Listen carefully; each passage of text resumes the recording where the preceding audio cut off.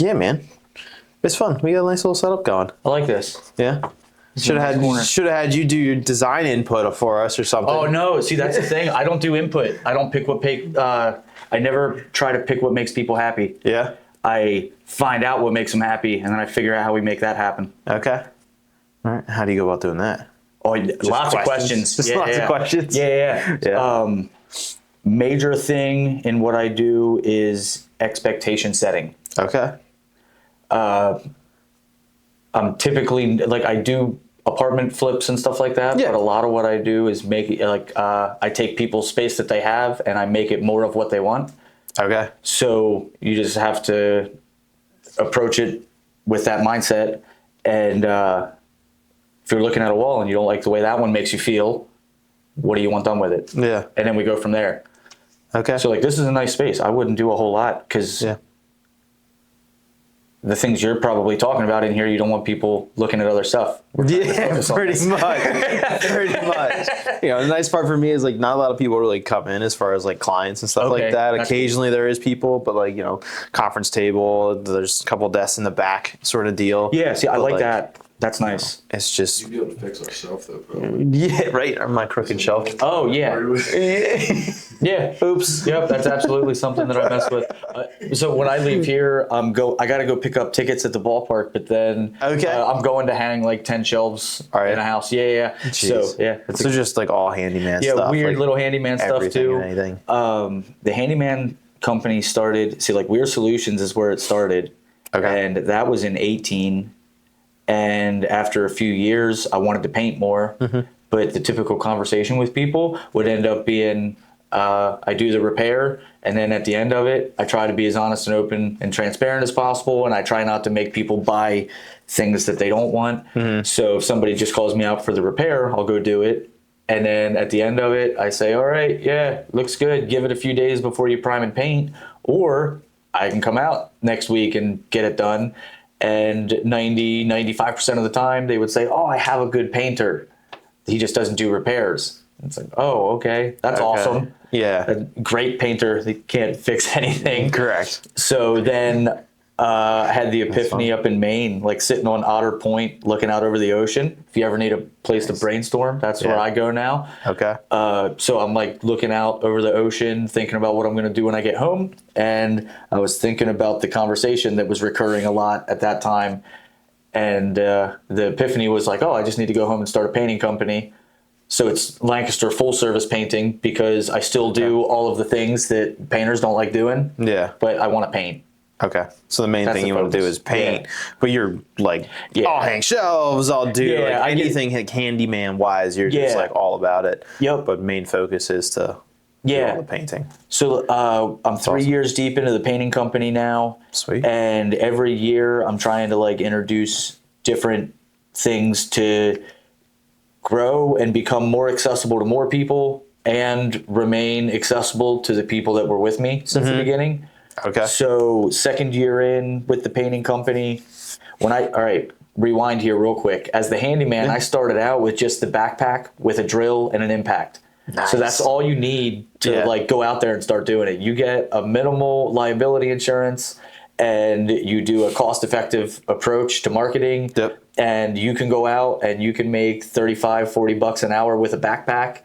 And you can stack up off of that, and then you can start racking up all the debt that everybody loves. That's right. But then, so as the company grew and everything, I bought more stuff. Everything costs more. Everything's more of a headache. Got more bills and all that. Mm-hmm. But I still had clients that were calling me to put together IKEA furniture and stuff like that.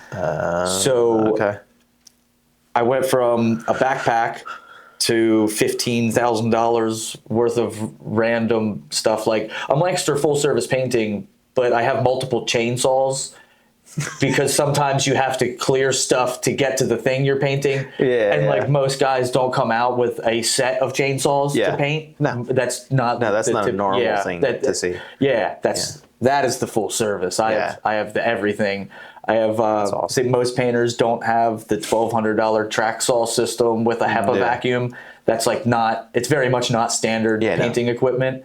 But you never know when you got to cut a 10-foot long, perfectly straight line and not make dust at the same time. So like you need to have this.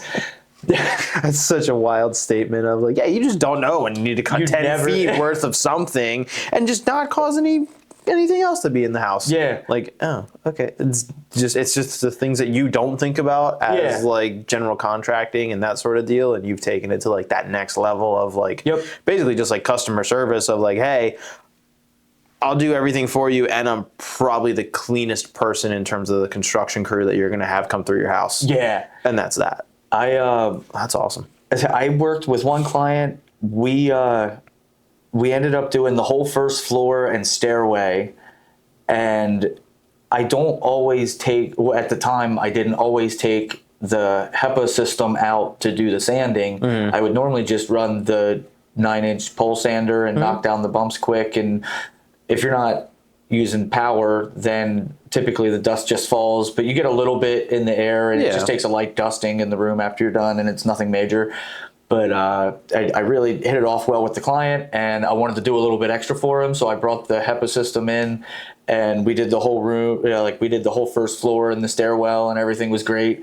And we were cleaning up at the end, like days after all the work. Yeah. And the homeowner was standing over us as we were cleaning, saying like how impressed he was with the HEPA system, because if there was any dust in the air, he would have been in the hospital because he has severe dust allergies. Oh, jeez. And that wasn't communicated beforehand. Yeah. So,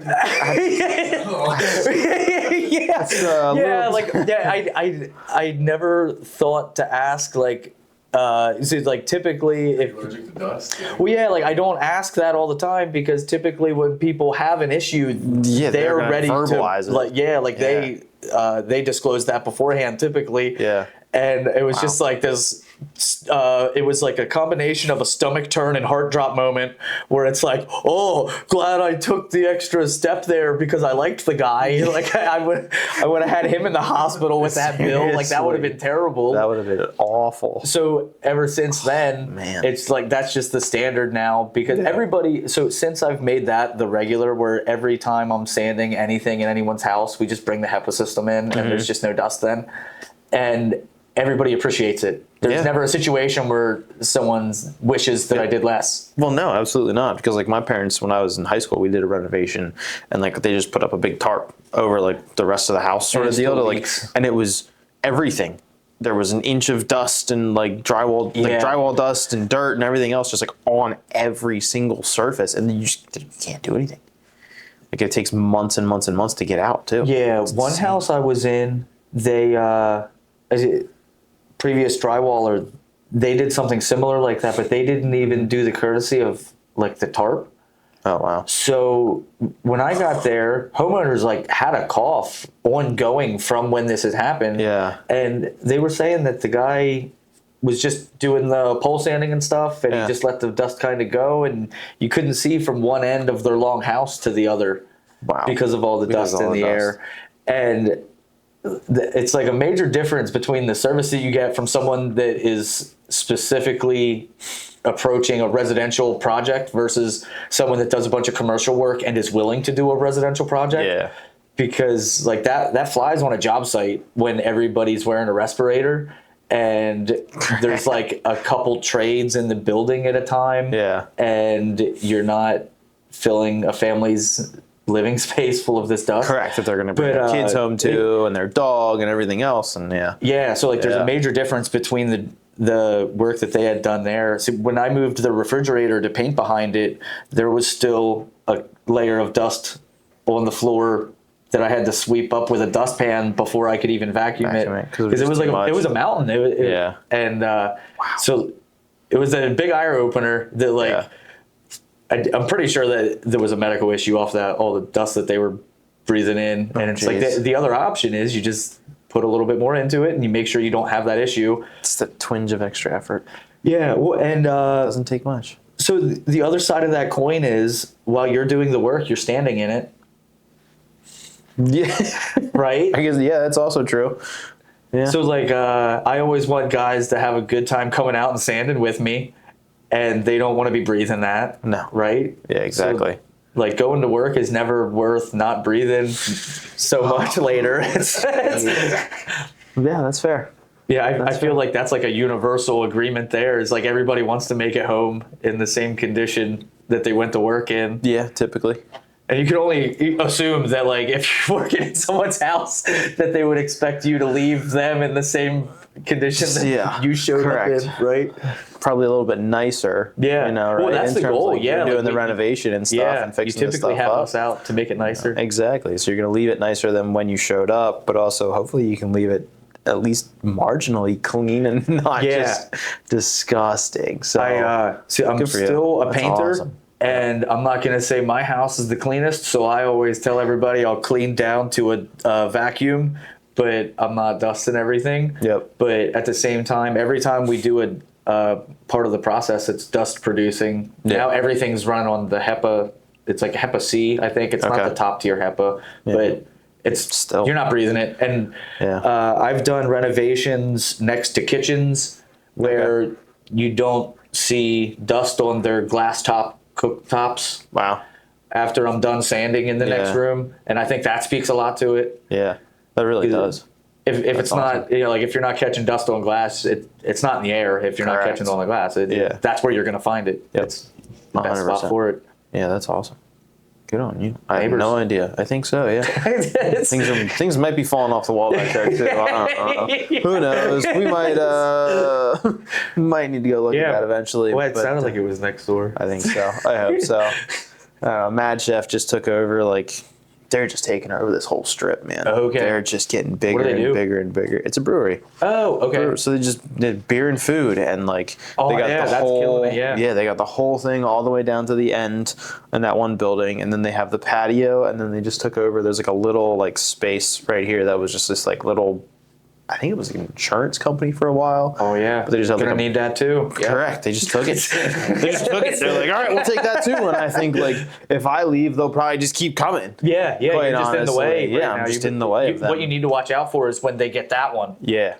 Oh yeah. So sandwich me in. Exactly. Then the like their customers are going to call you the problem. Yeah. You're blocking off where the pool tables would be or whatever. Yeah. You know? That's exactly right. Like it's just gonna be like, oh cool, guaranteed rates in the way. You know? Yeah, we still have the old signs on the door. Yep, that's it. Man, yeah, that'll be. Expansion's a wild thing sometimes. Seriously, are you working on expanding? Always. So, so like I touched on that a little bit with the growth every year. Yeah. So a part of getting bigger is also maintaining accessibility to the people that were with me at the start. Yep. So now if you go to my website, you can book me at a discounted rate for up to 6 hours at a time directly. Like you don't even have to ask me if I'm available, because if you click on the day that you'd like me to come out, it either shows when I can come out or can't. So you take on the headache of scheduling me and you pay less, and I come out for up to 6 hours at a time, and I still take care of the little things that way. But then when I have my premium projects come in and I got to chunk out a couple weeks towards something, then when you look for that day, you know, on the other end of that, when you look at the calendar, then I might be booked out for a month or two because I got something big going on. Okay. But it's allowed me to focus more on the big stuff because the small stuff is taking care of itself. Literally, if you want to schedule me to do one section of wall or something, that's a short visit. So then you just schedule that day when you want me to come out, and we don't even talk about it because it's in the notes about what I'm doing. Yeah, that's really cool. It's a wild thing. So the handyman service was kept accessible because I just do less effort towards it, because now I have a system where you can book yourself. You don't even have to ask me if I can come out. I can come out or I can't. Yeah. And then I can focus more on the bigger things that are the headaches that I have to think through. Yeah. Instead of like the bigger jobs. And because like a lot of the things that I do, I'm doing a lot of work at a house or a property where the house was built in the 1850s. So that's craziness. Yeah, that's wild. Nothing is straight, and nothing is plumb, and nothing is level, and nothing is flat, and nothing is true, and nothing is consistent. It's like anything that you would like to have in any part of your life, this doesn't offer you. Yeah. It just isn't there. So every single thing. I love it. Every single thing that you touch on this property, Hope you it's don't like, have OCD. huh, let's get to know this for a good couple hours and figure Yeah. out how we could even approach this. Wow. But that is the full service. That's what we do, is we deal with all the headaches that somebody else doesn't want to deal with. Yeah. And it takes a lot, and it takes a lot, and it takes a lot, Yeah. and it takes a lot every time. Oh man. Or you just want the walls done, Yeah. and you don't want the trim done. Then you can just schedule me for a 6-hour visit. And I come first thing in the morning and I do the base coat, and then I Yep. come in after lunch and then I do the top coat.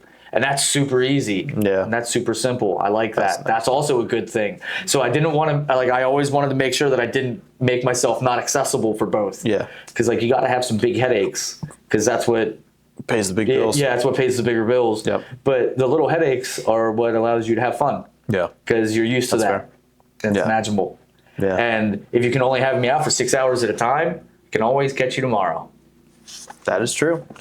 That is true. Usually, if it's only a 6-hour project, it probably doesn't need to be done immediately. Nothing urgent. Right. So it's usually And the big none of my stuff services are emergency services. Yeah. So like I actually just added plumbing to my liability policy. Okay.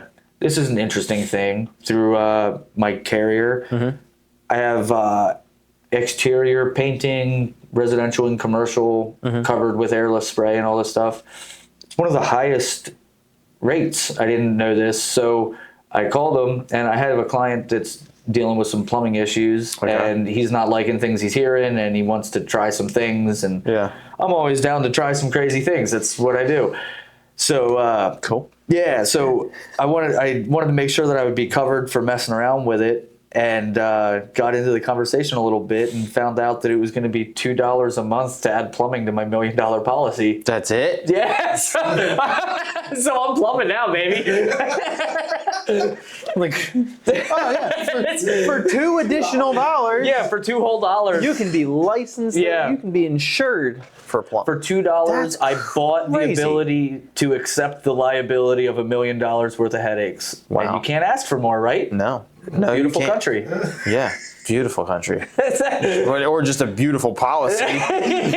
Or somebody really screwed up. You're getting a phone call in like 3 months going, yeah, that $2 policy is actually $200. I'm very sorry. But It's that's accurate because of wild. So it's interesting when you look at liability, Yeah. and it's something that a lot of people don't consider, and it's stuff that I don't think about all the time because, I've never had a claim since going full time, Yeah. and I don't want one, so I just don't bite off more than I can chew. Like Yeah. everything that I do that I'm not sure of, I just, back to the beginning there, I set that expectation. Yep. If you want me to try something, I'll try it, but we're both winging it here, bud. It's a great conversation to have with people. Yeah, I like it. and sometimes it suits people. Yeah. And that's when you get to have the fun of Yep. winging it. Because Yeah. sometimes you get to just have a good time and not be completely sure about what's about to happen. Yeah, absolutely. And it's not yours sometimes. And that's a relief point. Yeah. Because see you tomorrow. I get to go back to my house still. Your toilet's not working. Mine is. I'm Yeah. going home. Yeah, like I gotta go shower and everything. Hope you got another bathroom or you're nice with your neighbor, because this one's not working today. Go get your Planet Fitness membership for That's the next it. month, right? Yeah. Yep. That's it. That's cool. Yeah. That's wild though that it was $2. I'm not gonna get over that. So back to the liability thing with Yeah. the exterior painting. So you have airless spray, Yeah. and I love telling this story because this happened here in Lancaster County. Guy needed his barn painted. Okay. Got a estimate, proposal, whatever from a painting company. They wanted 20 grand to paint this barn. And he said, "Oh, that's wild. I'll go rent the lift for $1,000 and I'll go spend 2 grand in the paint and I'll go paint my barn." So he went out and painted his barn, and it's a red barn at the end of the day. And Yeah. he paid 3 grand for a red barn instead of 20, Yeah. and that's awesome. But it was windy, and he didn't use a product that dried in the air, so he caused $350,000 worth of overspray damage on all of the houses and cars for the next 4 miles or something downwind. Oh boy. So that's why it's like the most So expensive thing because so he saved risky. $17,000 to cost $350,000 Yeah. worth of damage. Bing bong. Auto detail shops were loving him. The auto paint shops were loving him. The house painting people were loving him. That guy boosted our local economy with that. Oh yeah. That's a hit. Yeah, that's a big That deal. was keeping people busy for weeks, fixing his mistake that he saved $17,000. Yeah, he was so happy with himself. And then, I'm sure that that dinner one table came was through. awesome conversations. Oh, I bet it was. I bet it was. Huh. So like that's overspray liability. Yeah. You can save a couple grand and spend a couple $100,000 if you want, or you can just pay the painter and let him take that on. Yeah. Because it's a difference in products and it's a difference in like process and stuff like that prevents that from happening.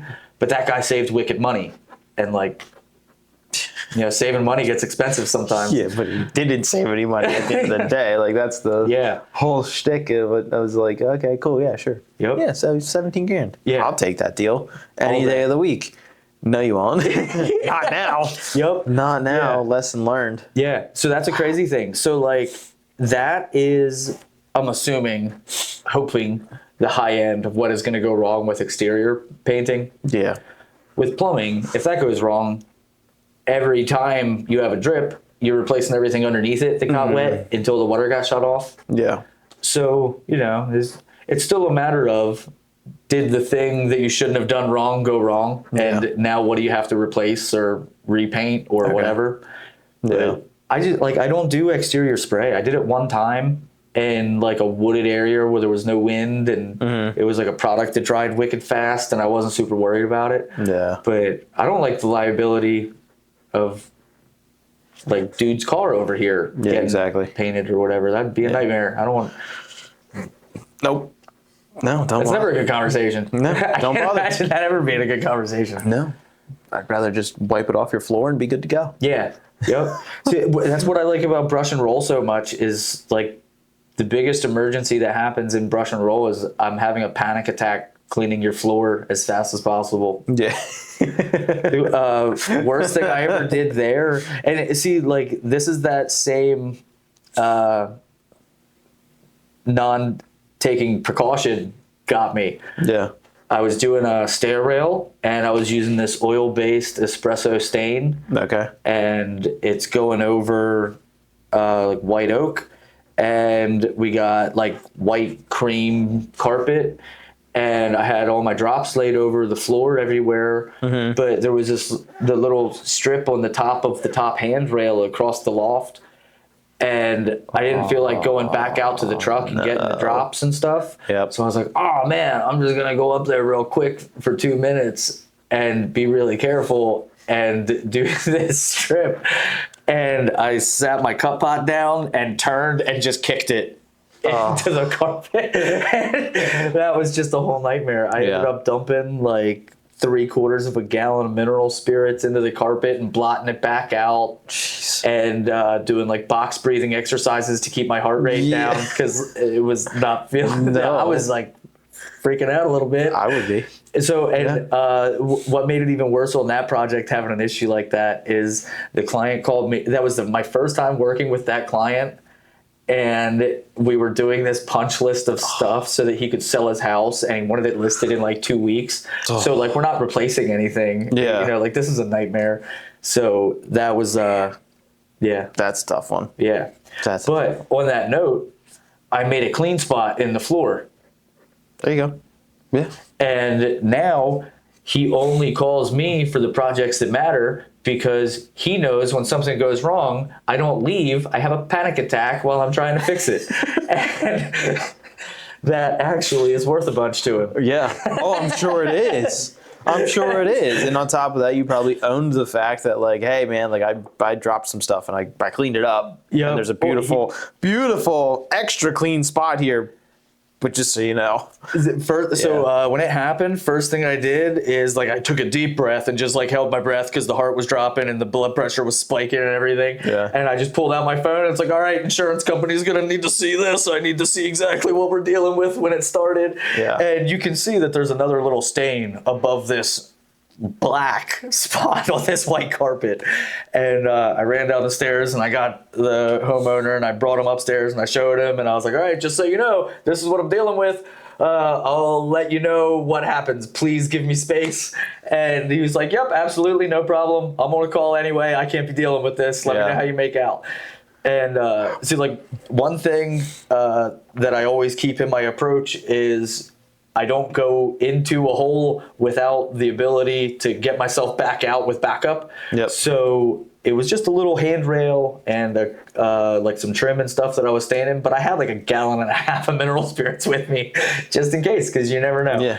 And I went through like 3/4 gallon cleaning the carpet there, and it was like 45 minutes of Just cleaning. just like saturating it, doing like 2 or 3 breathing cycles and letting it like soak in. It's the breathing cycles that keep killing me. Dude, It's the breathing cycles that you're just like, okay, cool. And I'm just like sitting there shaking, just like, oh, I gotta get this out. Oh, I gotta get this out. And like his office is right at the bottom of the stairs, so I'm trying to be like quiet so he's not hearing me freak out. Oh, he was probably laughing so hard down there. Well, he was on calls, so like Oh, he he was doing couldn't. his best to not focus on it anyway. Yeah. He just like had faith that I was doing my best. And he came back out, and I'm still like shaking. He's like, "How's it going, John?" I was like, "It's pretty good. Please don't come up yet." And he's like, "All right, no problem." And he went back into his office, and then it was like 45 minutes into it, and I realized that this spot is cleaner than that. And it's like, oh, I did it. Yeah. I did it. It's like I'm seeing a difference because this spot is whiter than the gray carpet now. And so like now this is good. And I went and got him and I was like, hey, I think we're good. And I'm all excited. And he came upstairs and he's like, John, there's still a spot. I'm sorry. And I'm like, aha, there is still a spot, but that was there. Look, this was the picture that I took for the insurance company. And he's like, oh, wow, I guess that was bigger. And over here, right? And I was like, yeah. He goes, dude, I can't even tell it was there. And I was like, let's go. Jeez. So that That's was like, wild. yeah, that was the Yeah. birth of a whole relationship there. That's cool. Yeah, so like I That's take care really of all cool. his rentals now, and Jeez. all of his tenants that are super particular, they request me to go because I'm the guy that is also weird and freaks out when things go sideways. And That's awesome. That's yeah, awesome. like, you know, sometimes the people appreciate you not just being like, I'm sorry, we'll figure it out, I'll Yeah. be back. Yep. Like some people want you to care about it a little bit at least and try and get it done today. Absolutely. A lot of people don't like seeing the help walk away because I feel like a lot of people are also conditioned that like this guy leaves and then you get a phone call from someone else that says like, oh, sorry, we didn't realize like all the crews are booked up. It's going to be another 2 weeks until we come out to fix that. Yeah. Yeah. It's a huge problem with the customer service side of this world Yeah. right now. Of vicious. just like, you know, just not performing. And Get the sale and then Stop figure out how you get it to them is Yeah. like the approach of so many people. Yep. So many companies, unfortunately. Well, yeah. It's yeah. crazy. Yeah. It's, you know, it's not just like the people at the company. It's truly just like the company's culture has just become, Yeah. you know, sell it. and then It, figure it out. it like enables more growth. Yeah. Yep. Because so like it introduces the concept of creativity born out of need. Mm-hmm. So when you have that one employee that cares, Yep. and this thing over here is falling apart, and you're like, "Hey, Joe, this is on fire over here, man. We're all in trouble if this doesn't get fixed." He'll go fix it. He'll go fix it. He'll That's figure exactly it. right. Yeah. So He'll like find a way. eventually there's always like a bottleneck is like the best term I think to use for it is like when one part of a process isn't keeping up with the rest of it. Yep. And then once the bottleneck starts to affect the end result, then it finally gets the attention it needs. But Yeah. until it starts to affect the end flow, it's typically neglected pretty good. Yeah, that's fair. That's I fair. think that's a fun, That's awesome. one of the more fun parts of being such a small company is like I have a couple part-time guys with me. Okay. So, like one thing that I try to do at the end of every shift with everybody is I always ask them what they enjoyed most about the shift, what they thought the biggest pain was, and how they think we could do it better next time.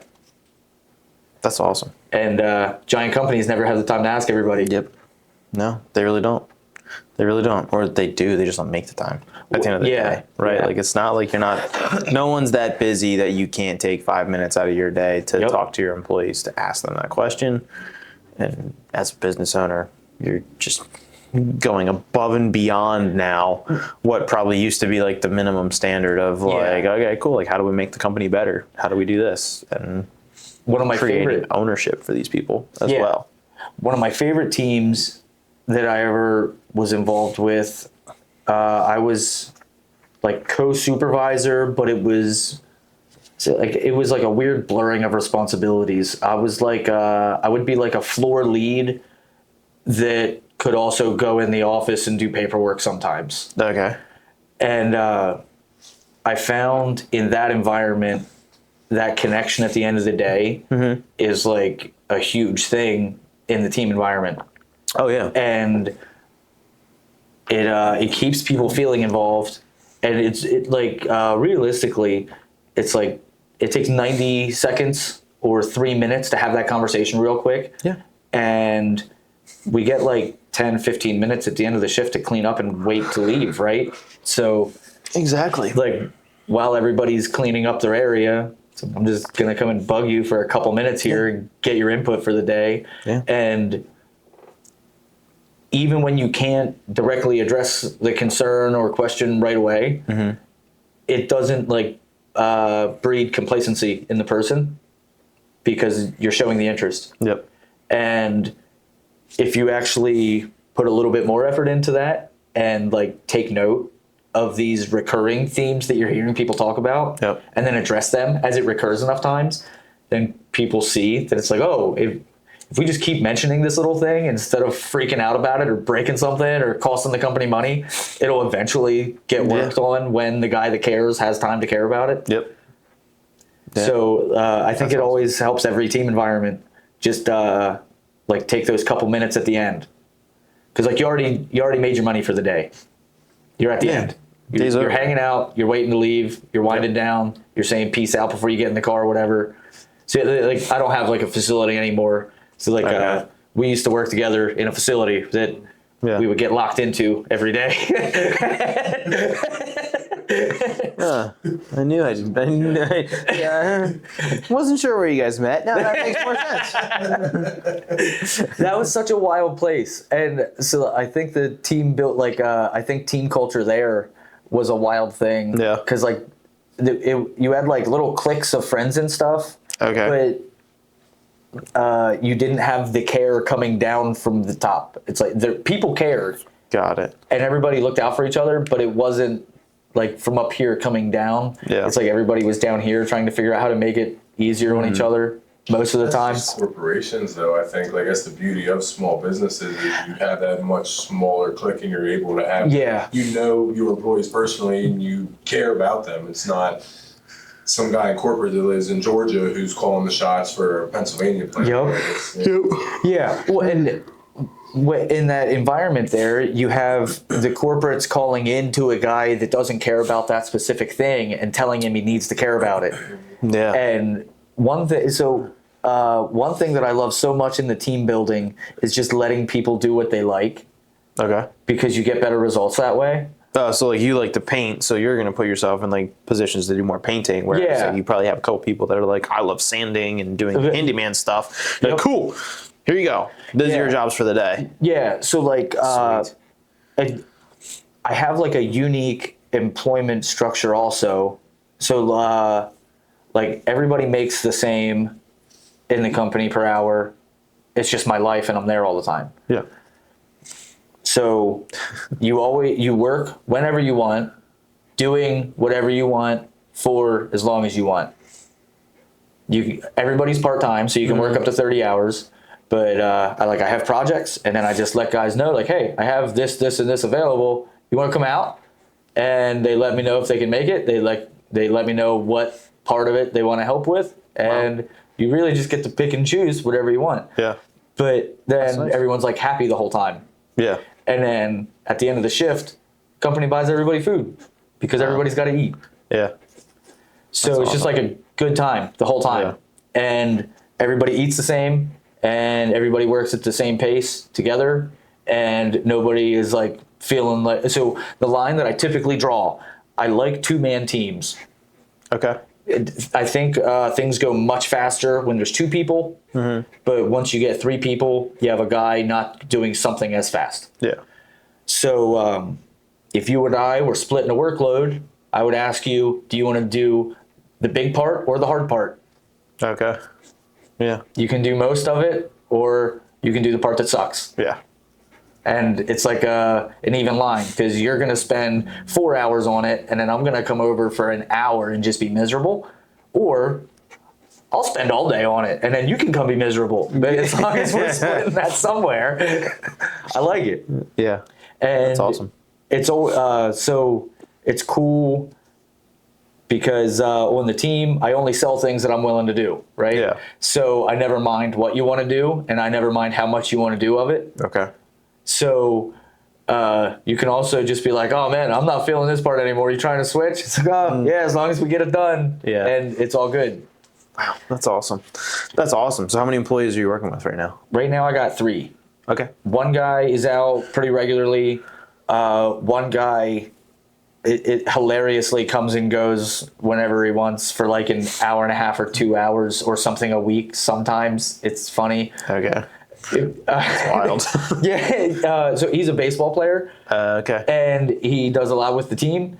Okay. And he also has a garden. And like he has a bunch of hobbies. Yeah. But he plans on going back out west eventually. So he doesn't work with me so much for the dollars. He works with me to like learn the things we're doing. So he can take it when he goes back out Yeah, west. because he doesn't want to have to pay everybody to do everything. Yep. When he just spent the last 19 years playing ball. Okay. Wow. So he comes out and he learns what we're doing. Yep. And then when he goes back west or whatever he ends up doing after baseball, whenever if and when, I don't want to see him leave. But everybody does in due time, you know? Yeah, exactly. Yeah, so like that's a cool thing with him.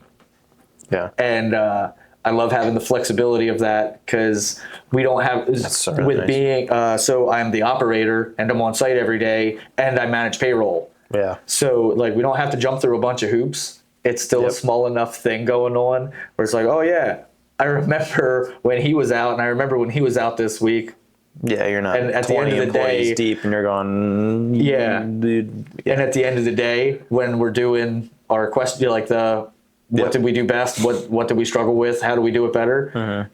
As you're standing there talking, I'm putting it into payroll anyway, so it's like it's never a headache. Everything's just easy. That's really It's still small enough scale, but then we get into big enough projects where everything still works out. And we can get a bunch done every day. And that's awesome. There's still like the major increase in productivity when you have multiple people on. Mm-hmm. So it's really cool also with doing the residential projects I do, because you don't always have something for 2 bodies to be doing all day. Yeah. So like one of my other employees, I love that. I love the people that I'm able to pick and choose from. Okay. Because of the opportunity.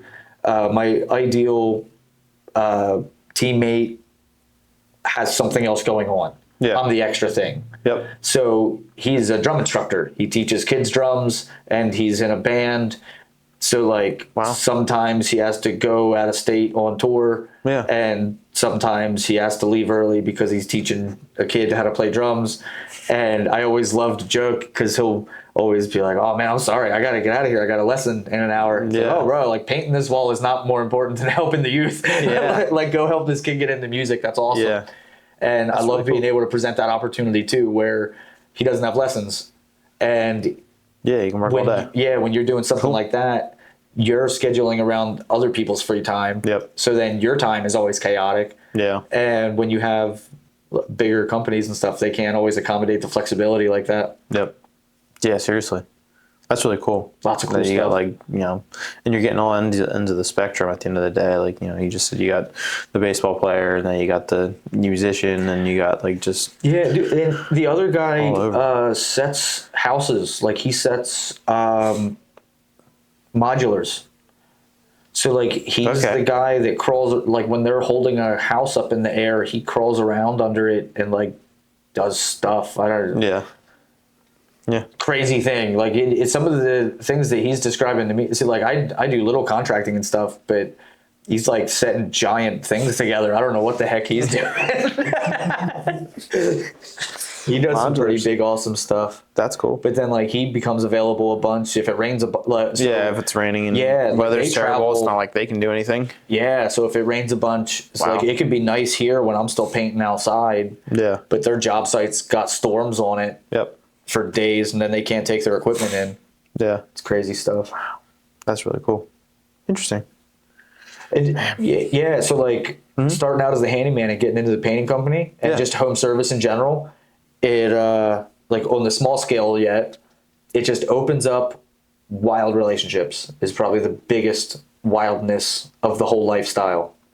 That's fair. I mean, you're also like, you're going into someone's house and you're going to be there for, a full day or a couple days or Yeah. a week or whatever the time frame is. Like, yeah, like you're going to have some type of relationship with Yeah. them at some stage Yep. of this, because you can't just like you can't not, right? Like they want to Yeah. check on the work. They're going to pop in and like talk to you about something, or they Yep. want to change Everybody's or modify or whatever it is. Like- And you're like, okay, well, yeah.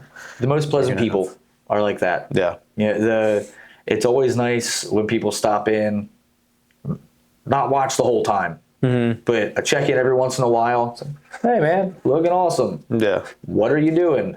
Why are you doing that? It's like, Yeah. some guys don't like it at all. I don't mind a little bit and then getting back into it, Yeah. just because then, see, I try to think on the other end of it, because I'm not going to have you working on my house while I'm not there. And I'm not just gonna like ignore you while you're there. I want to see what you're doing because I'm curious. Like I'm just a nosy person. I'm gonna be curious and see what you're doing. Not only that, they're And probably I spending also a few dollars with you. yeah As well. Like, yeah. like the work to be up to what I think it should be. Yeah, and then like So- I get curious and stuff too. And I think there's also a common thing that you see is like there's a lot of misconceptions in service and stuff where people aren't sure how the process is going to look as it's happening. Yeah. And people will see something on the internet or something, and that's not what I'm doing in their basement. And they're like, well, what are you doing? This isn't what TikTok guy does. And it's like, oh, right. Yeah, well, like this isn't that. That's why it doesn't look like that. It's not that. Yeah. So, like, it's always funny seeing those. Yeah. I would imagine so, because it's just a different whole thing, and you're going to have your process and they're going to have their own process. Yeah. At the end of the day. Well, and like, I think it's an interesting thing too, because like, so my favorite example is there was this video of a young man making a video. He had to have been like 12 or 14 years old, and he's like sitting in his driveway, and he's like, guys, changing a tire isn't that easy. First thing you're gonna need is I got my dad's $400 DeWalt Impact. It's like one of my favorite videos to bring up with people, because like when you're watching videos, you're watching someone that has all kinds of stuff that you probably don't have sitting around. And I love that video specifically because that's a child sitting there being like, guys, it's so easy. Yeah. Get your dad's Impact. And I think it's the epitome of what people end up expecting when they see videos online, because like, if you're asking for this super cost efficient process, and then I roll out and I'm like doing it by hand because we're not spending the money on the crazy equipment. Yep. And then you're like, hey bud, why don't you have 10 grand in equipment out here to put this IKEA thing together? And it's like, chief, this isn't a cabinet shop. Yeah. I need a screwdriver. This isn't custom cabinetry. We're Yeah. putting together You need furniture. a Phillips head screwdriver. That's what you need for that. Or and a lot of time, because you'll Correct. strip it out if you use a drill. Yeah. Seriously. I never pay attention on like furniture assembly stuff, and last week I think it was, I had someone call me out it was literally just a 4-hour visit of furniture assembly. Jeez. And then I didn't get the last thing done. Yeah. There was only 3 things I was putting together. Yeah. First thing took 20 minutes, second thing took half an hour, next thing took 3 hours. The rest of the time. Yeah, and it was it's like it's the cam system things with the screwdriver. It's like IKEA does it. Wayfair does That it. you turn and they lock. Oh, like Yeah. yeah. Girls' beds, and it took me like 2 hours each. I know what you mean. Yeah, so like it's not like these click together. It's like No. we're also transitioning that so like that is becoming more and more common, that cam system that people are using. So like not everything is just put these pieces together and screw them. Correct. Because they're assuming you don't even have a drill anymore. They want you to have a Phillips screwdriver and be able to put furniture together. So they make it that way. Correct. So there's no glue. It's like wood pegs holding things aligned, and cam system in particle board. So you can't use a drill, or you strip everything, or it doesn't grab right, or whatever. Yeah. So you're there for hours with a screwdriver fighting with this thing, and they never tell you how long the estimated assembly time is on those things. So I just assumed I need to focus better, because why is it taking me 2 hours? So we did the 4-hour visit where I put together the couple things, and then they were like, there's another dresser upstairs that needs put together, but it's bigger than all of the things you put together. So you can come back another time and do that. And I was like, all right, because like I got 15 minutes until your 4-hour slot's up, and I have somewhere to be after this. Yeah. And they're like, all right, no problem. So I left and came back. In that one, it had a 4 to 6 hour estimated assembly time. And I went about it and focused and just tried to get through it. And I got it done in just over 3 hours. Okay. But like, that's the reality of these furniture assembly things is like that type of system is like hours. It's cool when being small yet, paying attention to the things that you don't pay attention to yet. Because I've been telling everybody, just book me for a 2-hour visit if you need something put together, and you'll get charged for an hour of it, and then I'll bill you for mileage and whatever afterwards. But if I walk up in someone's house and they got one of those, we're all in trouble, because that's not getting done that day. Correct. So it's cool being able to learn those weird little things. Like the one thing that we put together, it took the 15 or 20 minutes and like half of it's reading the instructions to figure out what to do in what order. Yeah. Is like the stupid canvas wardrobes. It's like felt.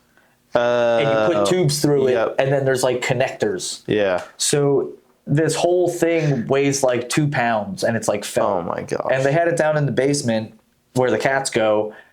So in the 2 days that it took me to get back there, the cats shredded the felt of this wardrobe thing. And he was like, dude, you'd never believe it. The cats shredded it already. I was like, oh, no, I absolutely believe that, and didn't think about that, and didn't think to point that out when you guys have me put it together and leave it down there, that you're leaving it down there, and if cats like that, that's paper. Literally. It's fabric paper. Yep. And they just shredded it. He was like, I was able to kind of tape it together enough that we could still use it. Oh, that's awesome. Cool. Yeah. That's sweet. Just tape it all back together. Yep. That's fine. Man. All right, man. Well, look, you got places to be. You're a busy dude, so most days. Let's get you out of here. But it was good talking. I like it. Likewise, John. I appreciate it. Thanks for coming on. Where can people find you? How do they get in contact with you to get bookings and do different stuff? Follow me on Facebook at Lancaster Full Service Painting, and the website is lancasterfullservicepainting.com. You can go to the appointments page and schedule free in-person consultations. That blocks out like an hour or 2 of my time to come and hang out, so that way we can get through all the questions. I don't rush through the consultations. I'm there to hang out and figure out if I'm a good fit for the project. Yep. If you're on TikTok and you want to watch me be an idiot and less painting related stuff, I'm also John Wier here. Okay. Every day. Nice. Cool. Well, there you go. Go find him. Mr. Handyman out here. That's it. I like it. Thanks, dude. Really appreciate it. I appreciate being out here. Yeah. We'll catch you on soon. Heck yeah.